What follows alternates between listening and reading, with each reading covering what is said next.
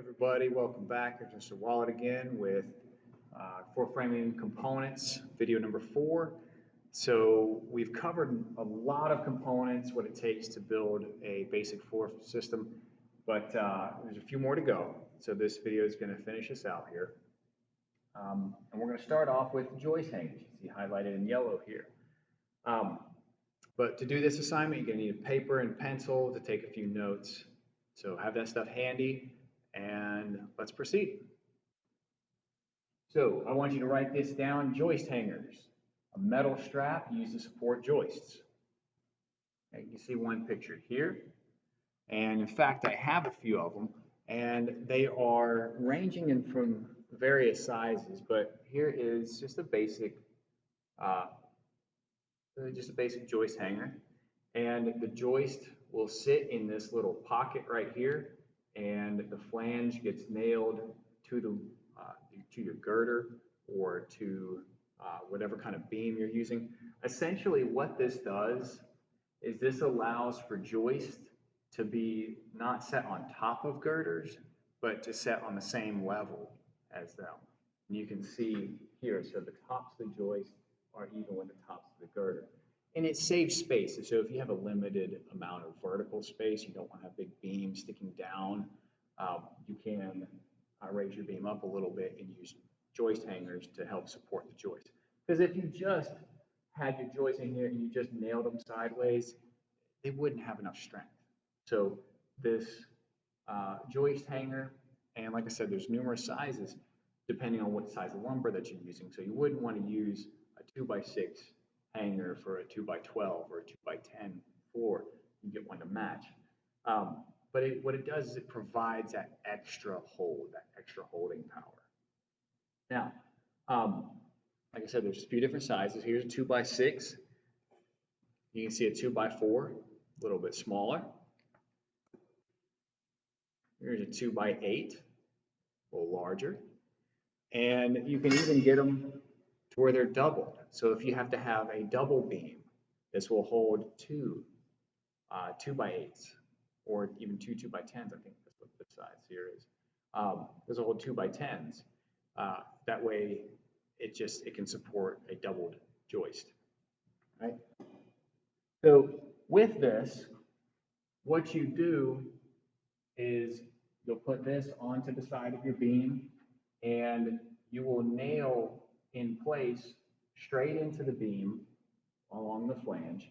And then there's these little turnout pockets right here, there. And then that helps you nail at an angle through your joist into the beam as well. So there's, for a 2x6, there's actually, for every 2x6, there's 8 nails that have to be driven through here. And these ones on the flange are typically a little shorter, a little bit thicker, help hold power. These ones here are usually 16 penny nails that you will drive through, so they're a little longer and helps frame. Now, so these are joist hangers, and you can see a couple images here of kind of what it looks like.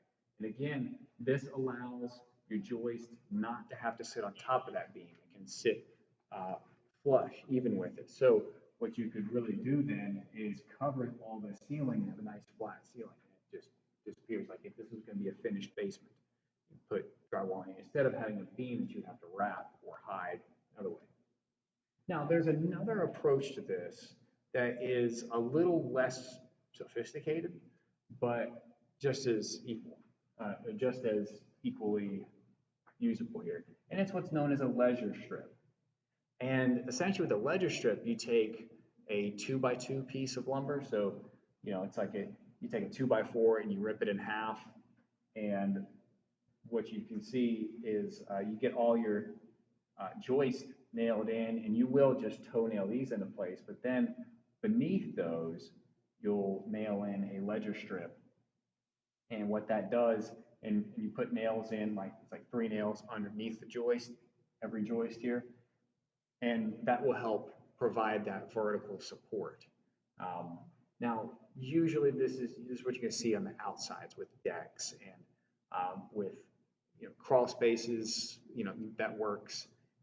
But if you have a finished ceiling, this isn't typically what you use a joist But those are a couple of options for keeping joists flush with the girders. Okay. All right, let's move on to the next step in the process. And again, these are not required for every joist. It's just as you need to if the situation calls for it. So you guys know what a joist hanger is. All right, next components are cross bridging and blocking. Now they do the same job, but sometimes you'll use cross bridging the whole way, sometimes you use blocking the whole way, sometimes you use a mix of both. And so that's why there's two different component names, but it's all done in the same step after the joists go in. All right, so here's your definition. It's blocking or bridging. Short braces placed in between floor joists to stiffen the floor and prevent uneven deflection of joists. That's a lot, so if you need to pause this video, pause it real quick, but I'm going to move on here in just a second.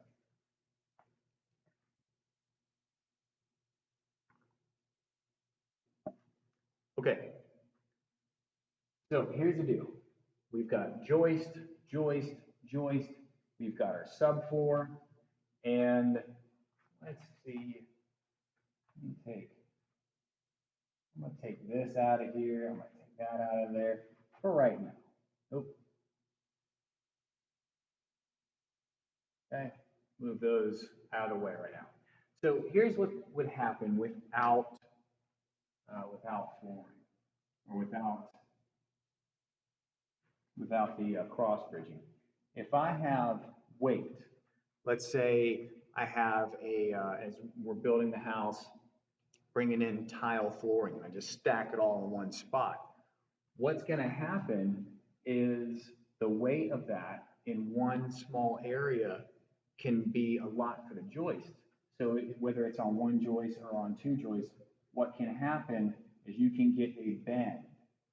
Now this is obviously over dramatic, but you can get a bend in your floor, and just because the weight is pressed on there.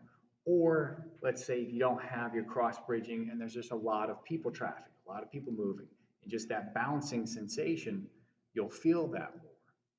Now, because there's nothing that connects, other than the subfloor on the top, there's nothing that connects this joist to these two joists, except on the very ends. So at the very ends, we've got the header joist that connect these, but in the middle, there's nothing.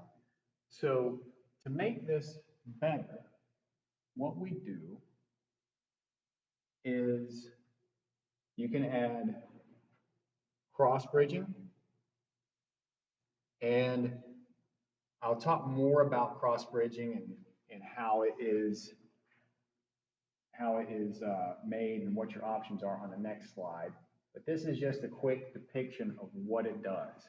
Now, when I take the weight and I put it here, instead of this joist sinking down and sagging, or these couple of joists sinking down and sagging, the weight is then transferred down this line to this joist, down this line to this joist. And if we've got weight over here, it's transferring down to this joist as well.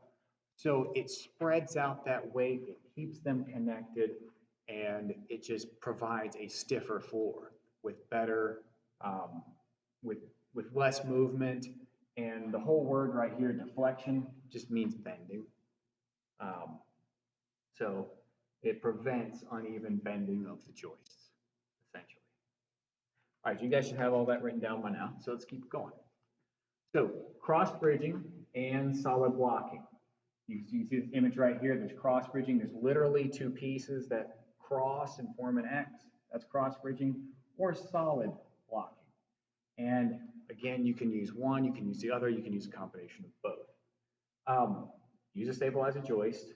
Now, it is required when the joist span is greater than 8 feet. So if your joist's running this direction here, that's more than 8 feet, you have to start putting in joist, the solid blocking and bridging. If it's less than, code says you don't really need it. And The next point, and I do want you to copy this down because this is important. You're going to have intervals, approximately 8-foot intervals, which means you're going to have several rows of these across a house. And they can't be more, like let's say if my next one's right here, it cannot be more than 8 feet between each row. Okay, I've got a little thing I'll show you here. So again, cross bridging, 2 pieces, solid blocking there. And if you're going to use solid blocking, it uses the same material as the joists. So if you're using 2x8, you order extra 2x8 lumber for the blocking. If you are doing cross bridging, it can be wood or it can be metal. In fact, I've got a couple of metal cross bridge pieces here, and it doesn't look like much. And what you do is you simply bend the top of this, and you would nail this onto the top of your joist and lay it down the side, nail it over there, and you would do the same thing for your other one, and they would sit like this. If it is wood, this is typically, it's either a 1x3 or a 1x4, and you can buy these things pre-made, and these come pre-made if you're going with a 16-inch on center or a 24-inch on center. You get the right length and you make it work. And also with the specific depth of your joist. But these are typically cut on site, and they require a little bit more time. Again, cheaper material, but it takes more time to cut, manufacture, and install. But you can make these things a lot more custom than you can make these. So if you've got places where the joists are closer together, then you can adjust and adapt and use the wood. Or you can simply use solid blocking in those cases and use these for all the standard joists that are just 16 inches apart.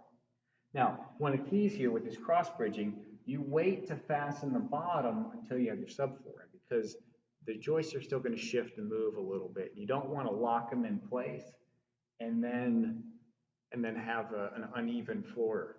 So get the subfloor on, and then you can come back from underneath and nail in the bottoms, and that's going to be all set here. Now, I did mention about distances. So let's say if this is like, let's say you have 20 feet from here to here, that's greater than 8, right? And so 20 divided by 2, 20 divided by 8 is like, what's it, 2.4, I think, or 2.5. So I would actually need 2 lines of blocking down here. And again, from this distance to this distance, the most it can be is 8 feet. But typically, if it's not an even interval of 8, you just you find this and say, okay, 20 divided by 3, and say about like every 6 feet you'll have them. That way, it's plenty strong. You could go measure over 8, do one, measure over 8, do another one, and have a 4-foot space there. That's totally fine. But it's a better practice to get them evenly spaced in there. So like I said, no more than 8 feet from one to the next. So you couldn't just put one down the middle like 10 feet from end to end, because it doesn't meet code. All right, so that is cross bridging and solid blocking. And the last component that we have is subfloor. Now this just shows you a small picture here, but subfloor will completely cover the top of this unit. So it's the last thing to go in on the floor system. So I want you to copy down these statements here. Subfloor, panels laid directly on and fastened to the floor joists,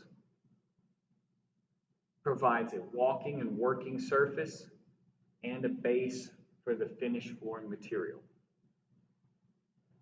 So pause the video if you need to, finish writing this down, but I'm going to keep rolling. Okay, so as you can see here, they've got some panels of subfloor in, and they're using, most of the time right now, in this current economy, the current construction methods, is using a 4 foot by 8 foot sheet of 3/4 inch OSB that has a tongue and groove end to it. That's what most people use. You can use individual boards, but typically they got to run diagonal, which takes time. You can use plywood, 3/4 inch plywood. There's nothing wrong with that, but it's going to be a little more costly than the 3/4 OSB. All right, when you install this, you could just lay it down and nail it in place, but I'm wondering how many of you, either in your home or in aunt, uncle, grandparents' home, friend, family's home that you visit a lot, you probably know somewhere around their house their floor squeaks. Okay? Especially if they have carpet and they've got floor squeaks, then you know that squeak is coming from movement of the subfloor. And you know that they just nailed those down. They did not glue them, they didn't screw them down. So if you want to avoid this, the best way to install plywood is to use glue and screws. Now what's pictured here is a tube of subfloor adhesive or construction adhesive. It's just a fancy word for glue.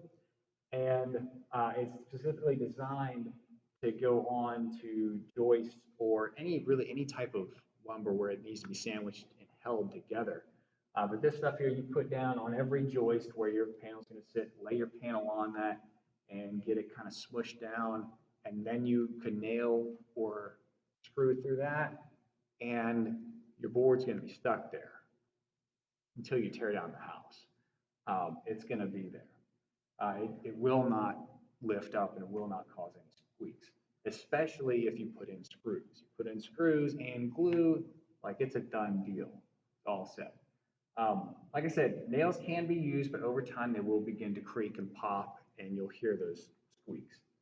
So as you can see, these workers here are putting the subfloor down, and they're using those TJI joists, so they have a really wide section to glue and fasten their nails to, so they won't miss as many nails or screws as they fasten down their OSB. So you can see them working here. Now, a couple things that they are missing: there's no fall protection. A lot of this looks like a high school class. So I don't see any hard hats. I don't see any.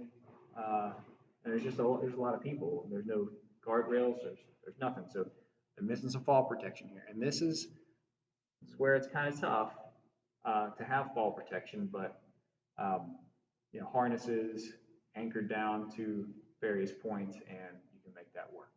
But make sure you have your fall protection on. Anytime there's a 6-foot drop, have your fall protection. Okay. Other thing about the subfloor is it needs to be attached a certain way. So I want you to write down fastening patterns, and I want you to copy these two statements here. Every 6 inches along supported edges, and every 8 to 10 inches along intermediate joists. So what this means is essentially where you see a blue dot on this piece of OSB, this is where you would put a nail or a screw. So every 6 inches, and when I say supported edges, what I'm talking about is when this lands on a joist, or whether it's a header joist or a rim joist. So if this lands on a joist here, then it's every 6 inches. If this one is on our header joist, that's every 6 inches. Now the one down on that end might be on a standard common joist, but it's still landing on a joist, so it goes every 6 inches. Now this other end here, if we're going to have another piece of OSB meet into this from here to here does not land on a joist. This doesn't land on a joist. All your joists are running this way. So in between here, you don't need every 6 inches. Okay, so keep that stuff in mind. So make sure you have those copied down. Every 6 inches along supported edges, every 8 to 10 inches along intermediate joists. Now, some building codes here will say every 12 inches on intermediate joists. But since there's going to be a lot more motion on this, a lot more movement in the floor, get those nails or screws closer together, it makes it stronger, more sturdy, more stable, and there'll be less movement. So every 8 to 10 inches on intermediate joists. All right. And also with your flooring, stagger your pieces. You don't just don't put your floor down in rows and columns like this. Don't do it like that. Because what can happen is when the ends of all your panels land all along the same joist, if that joist rises or falls, it can literally cause a little peak or a depression in your floor system. And you can see it in carpet. If you have tile, it can crack your tile. In hardwoods, you'll see like a little bump in the floor there. So when you lay the first row of panels down, before you start the second row, you start with a half sheet that's only a 4 foot by 4 foot sheet. Put that one down and then start working from there. Then you go back to a whole sheet.